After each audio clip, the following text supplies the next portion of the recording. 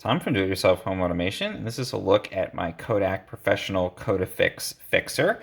So this is a good fixer for if you're going to be using black and white film, if you're doing your own film development, and it's relatively concentrated, so you can dilute this out and reuse it. And basically, you can look at the dilution factors on here, but I use this when I'm doing especially stand development. So I'll do stand development in Rodinal, and then I'll use this to fix my negatives.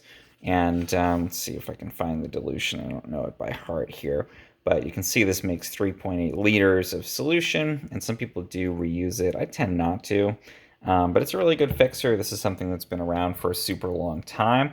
And again, you're getting a good amount in this relatively concentrated solution, certainly enough to develop many reels. Yeah, here's our dilutions. So for film, if you're using it to fix film, we're going to use 1:3 ratio with water.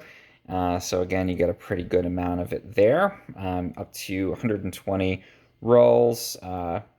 Maybe fixed per gallon if a stop bath is used. I don't tend to use that when I'm doing stand development. So you can keep reusing some of these, over and over. For paper, even a little bit different of a concentration, and you can do up to 100 sheets of 8 by 10 inch paper there, it's saying with this. So definitely a really good solution. I find that this is a great addition to my home darkroom, and this is my Kodak Professional Kodafix Fixer.